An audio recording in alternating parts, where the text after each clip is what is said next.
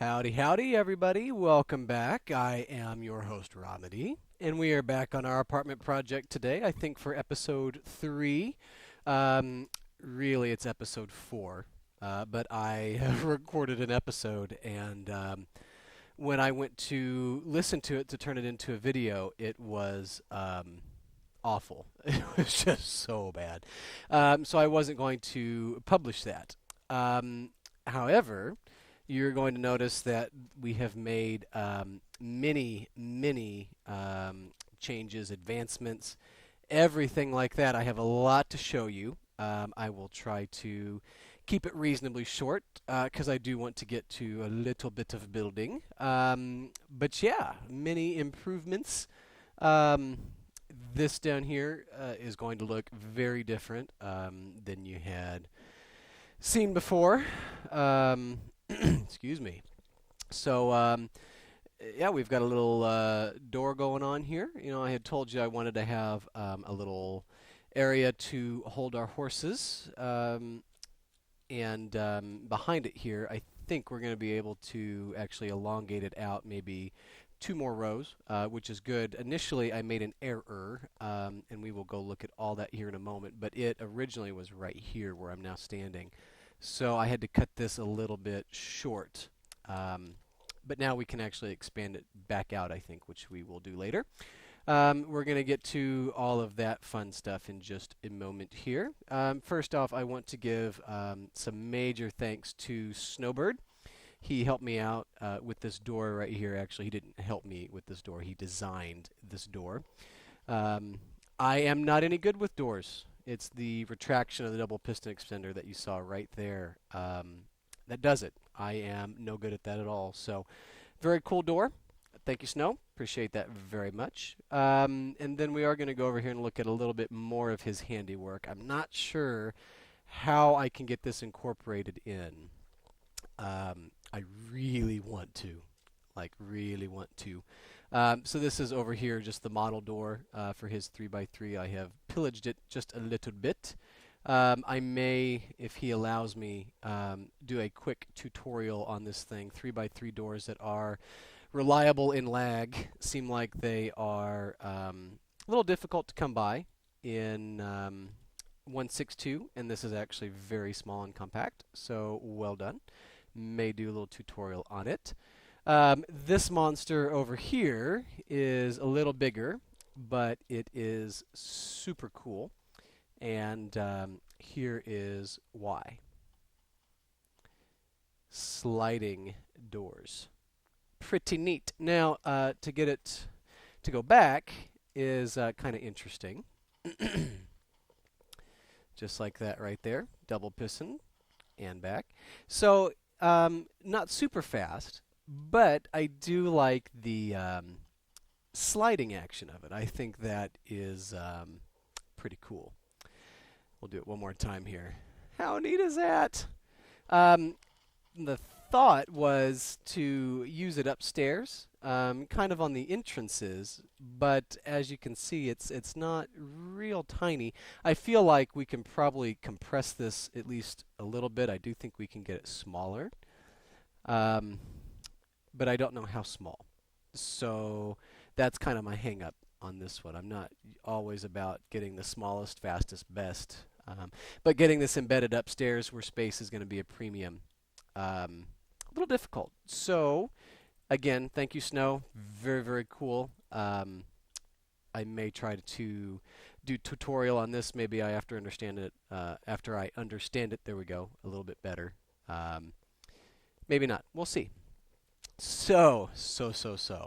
What I'm really excited about is my own work back in here, and not that Snow's isn't amazing, because as I said, I can't do anything with doors. This is very different back here.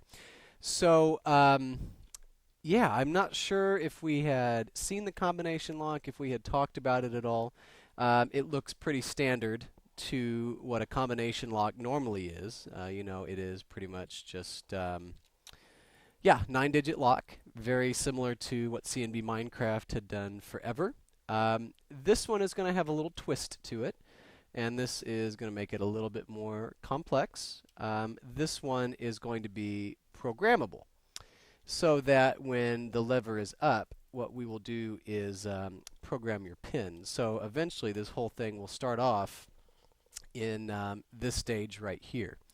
And the idea is you get your horse, and then after this is expanded, you bring your horse in here, drop it off, go back out, and then if you want to tether it to something, that's okay. Maybe I should put some fence gates right here so that the horse can't on its own leave. But anyway, the idea is you come out here, and then you will punch in your pin to whatever you want it to be. And then after you've done that, the door will then close, and it will lock your horse inside of it. So we've got a programmable lock here that you pick your pin, and then you can store your horse. The idea, this is not for people who live in the tower, obviously. They'll have their own separate area over here for storing their horses. Originally, I wanted 2 of these, but this thing is going to be giant, so I think we're just going to do 1. And then over here, we will have a stable of sort where we can actually have residents go ahead and private gates and doors and those kind of things to hold their horses. And then, when you've visited and you've left your horse there, you can come over here and then flip this lever down. And now you can go back and input your pin, and then the door will open. Now, obviously, this button right here is not going to be here throughout that process. This will be gone. It's only here right now because the door does not have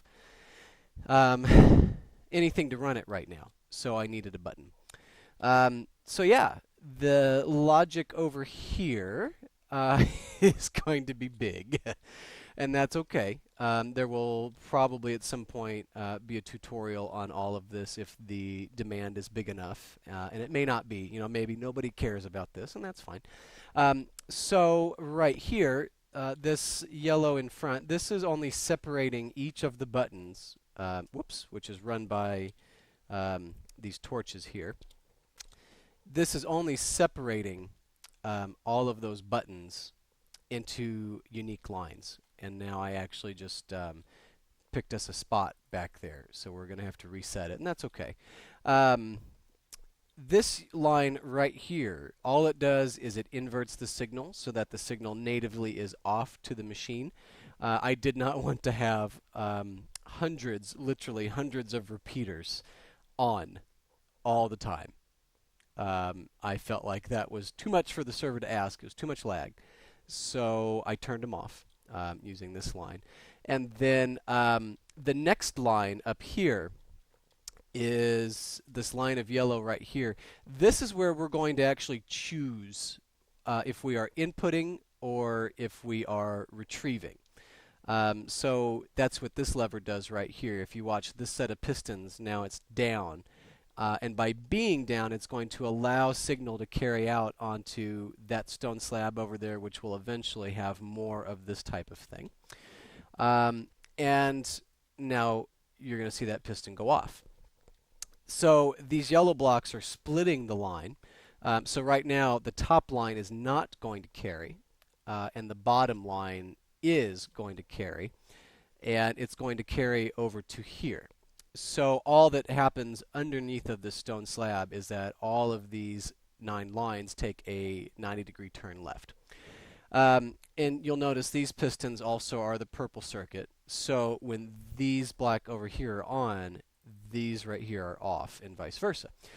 So now, it's reading through this piston, and this is going to carry into the actual programming portion of the lock. And again, here you see the yellow, which is splitting us into 2. And again, you're going to see the sets of pistons. So right now, this line of pistons is down, which is going to allow us to read. And I'm going to fix a line of repeaters here real fast, if I don't run into blue. There. So now it's going to read through those pistons out into this next line over here on the top. And then you see another set of yellow, which there will be more blocks here in front, and it will split just like always, although there's nowhere else for me to go right now. And when I broke that torch up over there just a moment ago, So a moment ago when I broke that torch, sorry, I had to sneeze. I apologize for that. Sorry. Anyway, when I broke that torch, what I did is I selected over here a digit. And in selecting that digit, I then turned these pistons off. And there's my digit right there. This right here is just a series of one wide stackable NOR latches. So when the piston is up, the state is off down here. And then when you push the redstone block down, clearly it's going to turn the repeater on, which is what it's done there. And then the green wool, the lime right here, this is actually a NOR latch. I'm sorry, this is an AND gate, not a NOR latch. So in order to turn this on, you have to have both this digit and this digit right here off, and that torch will then invert. So this this over here is going to be the programming side. So this is where you select your pin. And then that line that we looked at the very beginning right here on the top, this is going to run out through where this is right now and beyond out here into the water, and then hang a left, and then it will come back much like the other side. It's going to be a mirror image of the other side. And so when you program, when you're inputting your digit, then you have to select both sides of the proper lock to get this torch to flash on. And then on top of that is going to be a 4-piece AND gate, so that each number of the digit has to be turned on in order to read and then open the door. And that's pretty much the idea here. Pretty much it. Very simple. I think, anyway, very simple. So, yeah, I'm going to get off the redstone. I know that I just spent probably 10 or 12 minutes on it, and not everybody likes redstone, so I do apologize. But I thought the doors were neat, and then, I was very excited for all of that. So, I think we're going to go back upstairs right now. I think we'll go do a little bit of work up here. As you can see, I have already hollowed out a little bit. So this, I think, will be the entryway. And if we were going to use that sliding door, it would be right here. And this is why I have my concerns about using it.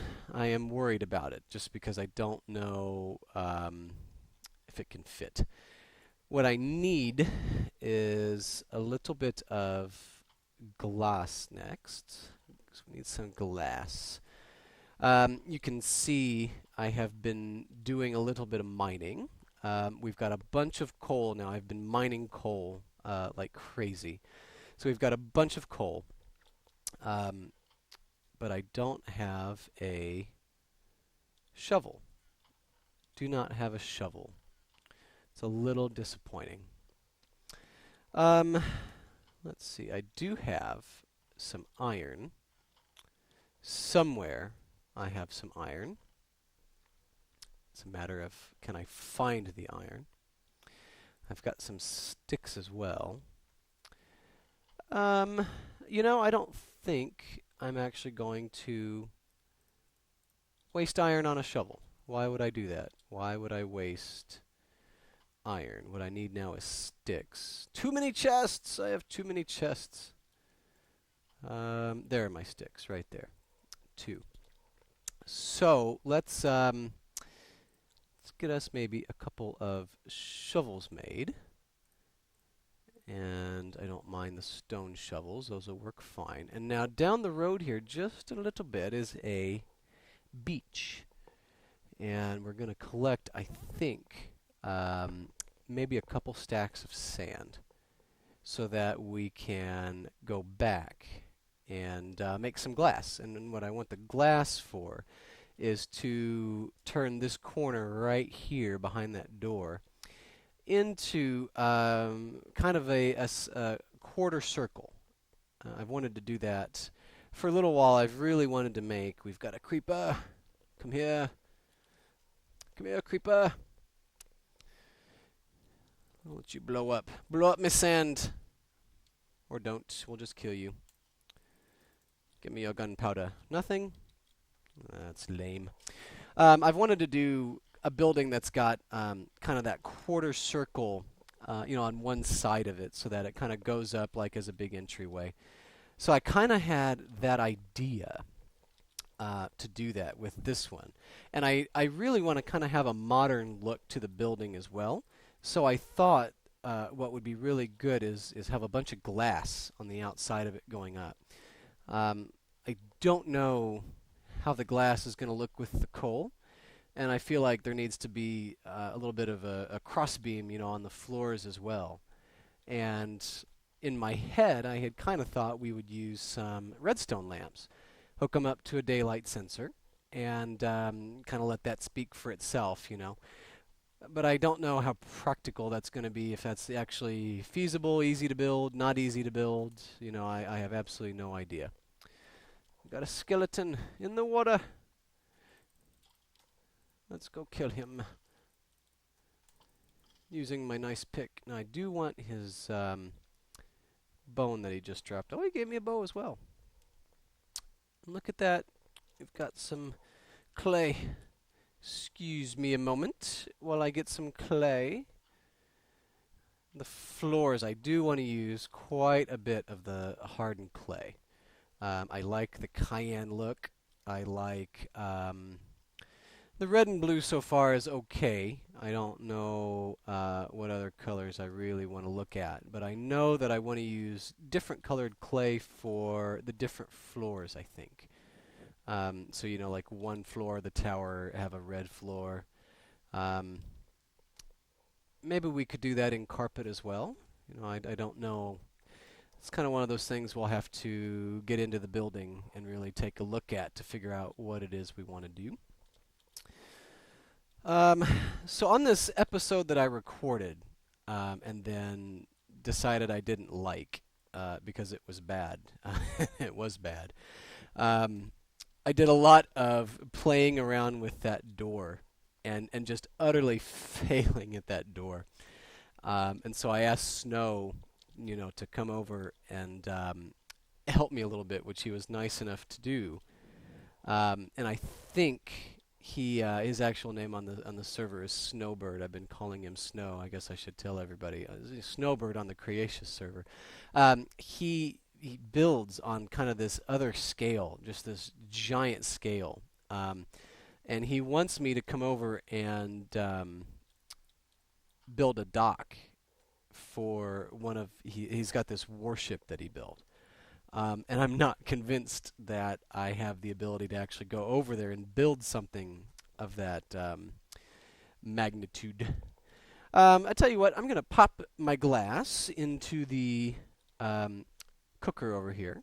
And once it is turned into glass, then I will pick everybody back up and we can go do a little bit of building.